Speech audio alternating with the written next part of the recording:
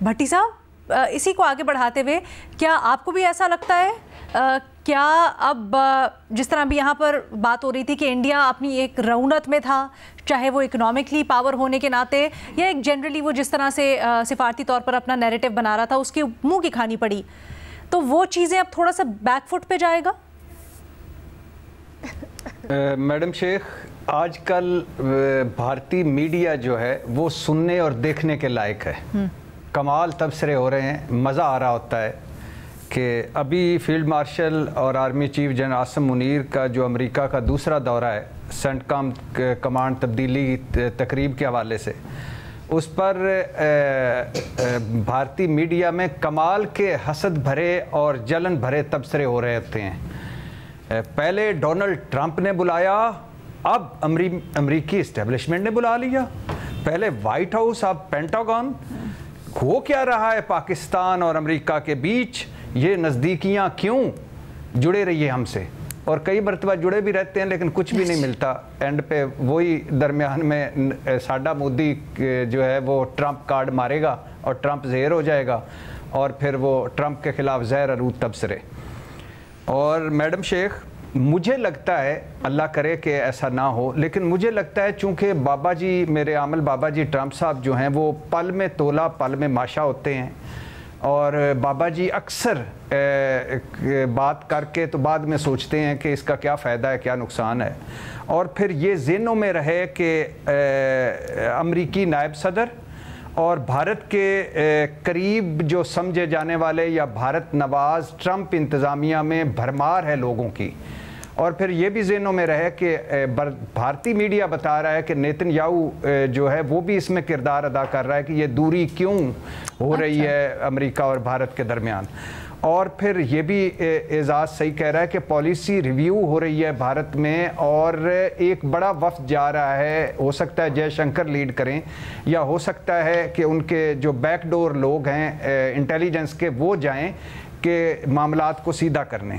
تو مجھے لگتا ہے کہ زیادہ عرصے تک ٹرمپ صاحب نہ بھارت کو نظر انداز کر سکتے ہیں. مسلسل تعلقات ہو سکتا ہے کہ 19-20 کے ساتھ رہیں, لیکن بھارت چین کے ساتھ چلا جائے یا بھارت چین اور روس میں کچھ بہتری آئے تو یہ مجھے ایسا لگ نہیں رہا کہ یہ بابا جی ٹرمپ صاحب جو ہیں اس کو نظر انداز کریں. اب وہ شنگھائی کانفرنس جا رہے ہیں, یہ بھی بڑا ایک دباؤ ہے کہ مودی صاحب خود جا رہے ہیں, حالانکہ وہ اس 2026 کی وہ میزبانی چاہتے ہیں اور کانفرنس بھارت میں چاہتے ہیں. لیکن جو بھی ہو بہرحال وہ جا رہے ہیں اور یہ بھی ٹرمپ صاحب کے سامنے ہے. تو بات یہ ہے کہ جیسا کل کہا کہ جب تک یہ ناچاکی ہے تب تک ہمیں معیشت, تجارت, سرمایہ کاری, IMF, ورلڈ بینک, اقوام متحدہ میں معاملات درست کرنے چاہیے. اور خطے میں کیا اثرات ہو سکتے ہیں وقتی طور پر, کیونکہ مجھے لگتا ہے آگے چل کر بہت ساری تبدیلیاں آ سکتی ہیں. ایک تو اب جو بھی حالات ہوں خطے میں امن ہوگا, کیونکہ یہ سچ ہے کہ مودی صاحب کو ان کا تکبر لے ڈوبا ہے, بھارت کے اندر بھی اور بھارت کے باہر بھی. کٹورا تھما دیا ہے ہم نے پاکستان کے ہاتھ میں, یار بس کرو, بڑا وقت ضائع کر لیا پاکستان پہ, ہمارا ان کا کیا مقابلہ. اور ایک روٹی کھاؤ یا گولی کھاؤ, اور مجھے بلوچستان کے لوگ بلا رہے ہیں, یعنی اس طرح کی تکبر بھرے جملے. خطے میں امن ہوگا, بھارت کی چودراہٹ کا نشہ اترے گا, خواہ وقتی طور پر ہی, اکھنڈ بھارت کا خواب بکھرے گا. اور یہ ذہنوں میں رہے میڈم شیخ کہ بھارت بنگلہ دیش سے آؤٹ ہو چکا ہے آلموسٹ, بڑی کوشش ہو رہی ہے واپسی کی. ایران پاکستان بڑے عرصے کے بعد, ہمارا برادر ملک ہے, پڑوسی ملک ہے, یہ تو ہم نعرے مارتے رہے تھے, لیکن بڑے عرصے کے بعد تھوڑی سی حالات میں بہتری آئی ہے. اور اب چین کا کردار بڑھے گا, اور اگر یہ ایسے ہی حالات رہے تو عین ممکن ہے چین پاک بھارت کے درمیان کچھ 19-20 کرے, کیونکہ یہی پوچھنے والی تھی.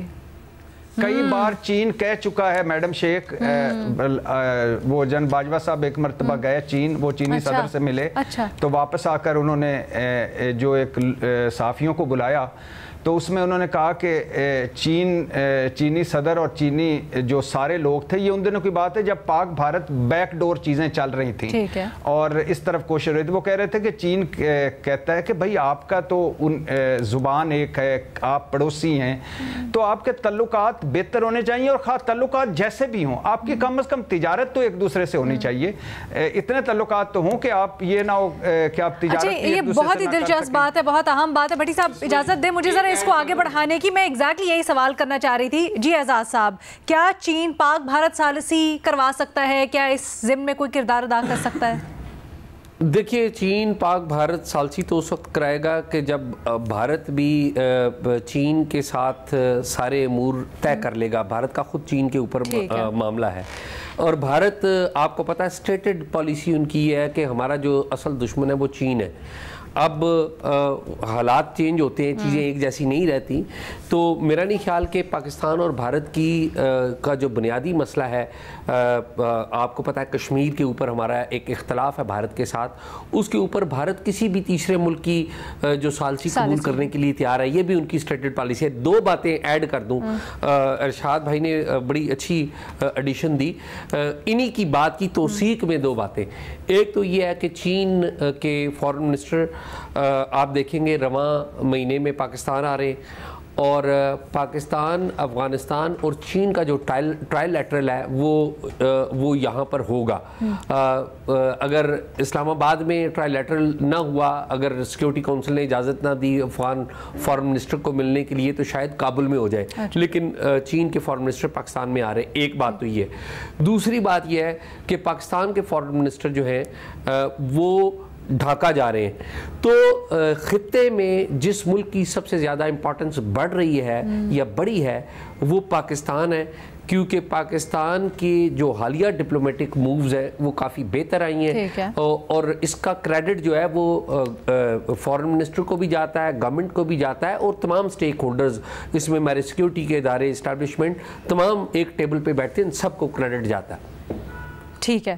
اچھا، اوکے، ہماری گفتگو آپ نے سنی. اب بے نظیر آ رہی ہیں. جی بے نظیر کا چھوٹا سا پوائنٹ لے رہے ہیں، پھر ہم بریک لیتے ہیں.